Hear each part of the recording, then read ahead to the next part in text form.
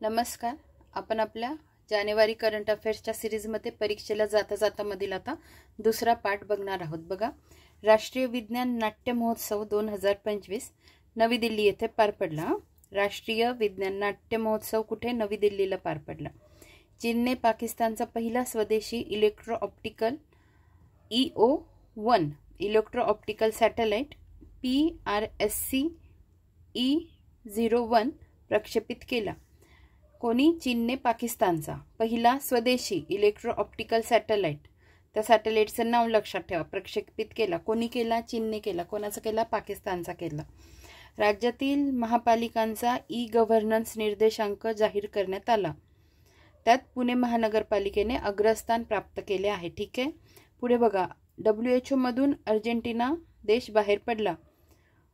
World health organisation मधून Argentina देश बाहेर पडला.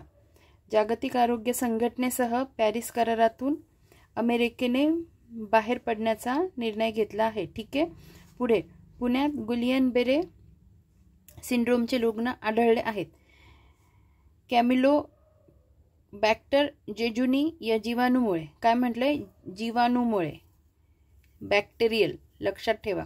हा आजार होण्याचा धोका अधिक असल्याचे निदर्शनास आले. या आजाराचा शोध कोण? फ्रेंच न्यूरोलॉजिस्ट जॉर्जेस गुलियन आणि जेन अलेक्झांडर बॅरे यांनी 1916 मध्ये लावला. पण कोण होते ते? फ्रेंच होते. त्यांच्या या नावामुळे सिंड्रोमचे नाव गुलियन बॅरे सिंड्रोम असे पडले. पुढे बघा, नुकतेच फुटबॉलपटू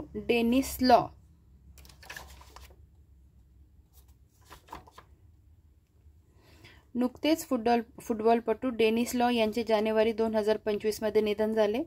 त्यांना 1964 मध्ये बॅलन डिओर पुरस्कार मिळाला.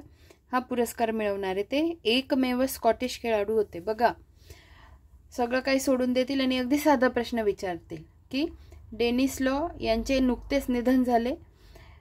एकतर असा प्रश्न विचारतील तर ते कोणत्या खेळाशी संबंधित होते किंवा कोणत्या क्षेत्राशी संबंधित होते. ठीक आहे. किंवा मग डायरेक्ट प्रश्नामध्येच असं विचारलं जातं की फुटबॉलपटू डेनिस लॉ यांचं निधन झालं आणि ते कोणत्या देशाचे होते. तर ह्या गोष्टी लक्षात ठेवा. 1964 मध्ये बॅलन डिओर पुरस्कार मिळाला आणि हे पुरस्कार मिळवणारे ते एकमेव स्कॉटिश खेळाडू होते. 27 मे आंतरराष्ट्रीय ग्लास काँग्रेस अधिवेशन कुठं? कोलकाता येथे पार पडलं. या काँग्रेसची थीम ग्लास एक स्मार्ट आणि अपरिहार्य सामग्री टिकाऊ समाजासाठी. लक्षात ठेवा. कुठे पार पडलं? कोलकाता येथे. 27वा. अंदमान आणि निकोबारच्या व्हर्जिन नारळ तेलाला भौगोलिक संकेत टॅग मिळाला आहे. कुठल्या? अंदमान आणि निकोबारच्या व्हर्जिन नारळ तेलाला. वर्ल्ड इकॉनॉमी फोरम 20 ते 24 जानेवारी 2025 दरम्यान स्वित्झर्लंडच्या दावोस येथे वार्षिक बैठक आयोजित केली, ज्याचा मुख्य विषय स्मार्ट युगासाठी सहकार्य आहे. वर्ल्ड इकॉनॉमिक फोरमची स्थापना 1971 साली झाली. जर्मन अभियंता आणि अर्थशास्त्रज्ञ क्लॉस श्वाब यांनी केली. कोण येते? जर्मन आहेत. जर्मन अभियंता आणि अर्थशास्त्रज्ञ क्लॉस श्वाब यांनी केली. आता आपण म्हणजे ह्या गोष्टी नीट लक्षात ठेवत चला. आणि देशावर प्रश्न विचारले गेलेले आहेत. मल्टिपल स्टेटमेंट दिल्या जातात आणि त्याच्यातलं एक स्टेटमेंट देशावर देतात आणि तो देश चुकवून दिलेला असतो आणि आपल्याला नेमका तोच आठवत नाही. त्यामुळे लक्षात ठेवत चला. या परिषदेला महाराष्ट्रातून मुख्यमंत्री देवेंद्र फडणवीस हजर राहिले. दुर्मिळ खनिजे सर्वेक्षण शाखाच्या प्रमुखपदी नुकतीच डॉक्टर दाराशॉ नौशेरखान वाडिया यांची नियुक्ती झाली. राजधानी दिल्लीतील कर्तव्य पथावर होणाऱ्या मुख्य सोहळ्यात परेड कमांडर म्हणून तामिनी देशमुख यांनी जबाबदारी सांभाळली. त्या ध्वजारोहणानंतर ध्वजावर पुष्पवृष्टी त्यांनी केली. बीड जिल्ह्यातील वडवणी तालुक्यातील देवडी गावच्या दामिनी देशमुख वायुदलात फ्लाइंग ऑफिसर म्हणून कार्यरत आहे. पुढे बघा,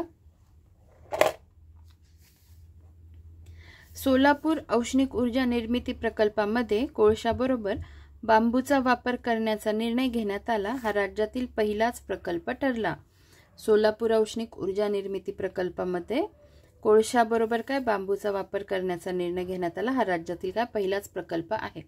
पुढे बघा, राष्ट्रीय पर्यटन दिनानिमित्त 25 जानेवारी भारतीय पर्यटन मंत्रालयाने ॲडव्हेंचर टुरिझम क्षेत्रात धुडमारास छत्तीसगडमधील या गावाला सर्वोत्कृष्ट गावाचा पुरस्कार दिला.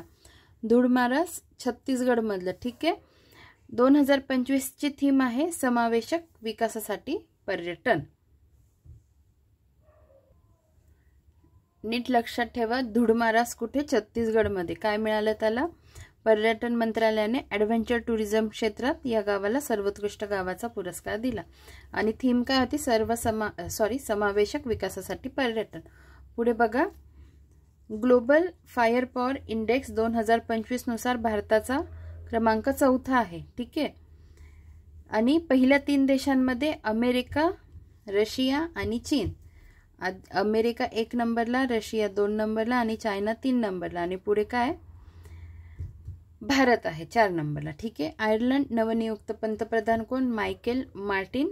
आणि 22 जानेवारी 2025 ते 29 जानेवारी 2025च्या BSFने दरम्यान 2025च्या दरम्यान BSFने प्रजासत्ताक दिनाच्या सुरक्षेचा विचार करून ऑपरेशन सर्द हवा हे ऑपरेशन भारत पाकिस्तान सीमेवर राबवले. बघा, ऑपरेशन सर्द हवा कोणी राबवले? BSFने राबवले. कोणत्या म्हणजे कालावधी काय होता? 22 जानेवारी ते 29 जानेवारी 2025 प्रजासत्ताक दिनाच्या सुरक्षेचा विचार करून.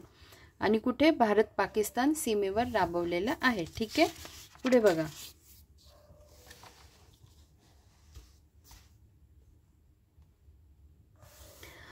भारतामध्ये रणभूमी पर्यटनाला चालना देण्यासाठी केंद्र सरकारने भारत रणभूमी दर्शन योजना सुरू केली. या कार्यक्रमात 77 ऐतिहासिक रणभूमी आणि सीमेवरील ठिकाणांचे दर्शन घडविले जाते.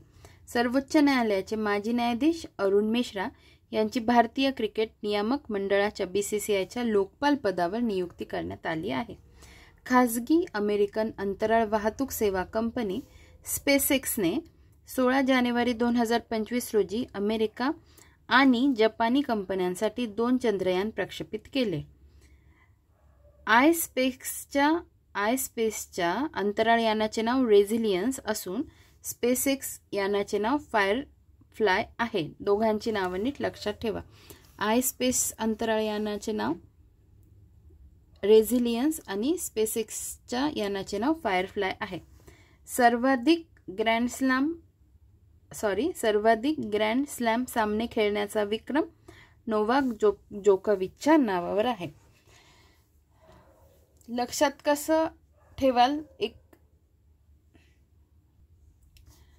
बरं, ठीक आहे. आता ट्रिक मला नीट आठवत नाही एवढी, पण लक्षात ठेवा तुम्ही. सर्वाधिक ग्रँड स्लॅम सामने खेळण्याचा विक्रम कोणाच्या नावावर आहे? नोवाक जोकोविचच्या नावावर आहे. एक असं लक्षात ठेवू शकता, no one can beat him. No one can beat him, त्याला कोणीही हरवू शकत नाही असं लक्षात ठेवून मग नोवाक जोकोविच, no can, no one, no वरून नोवाक लक्षात ठेवा. ठीक आहे. नोवाक जोकोविचच्या नावावर. तर इथपर्यंत आपण सध्या थांबूया आणि लवकरच पुढच्या व्हिडिओमध्ये भेटू. धन्यवाद.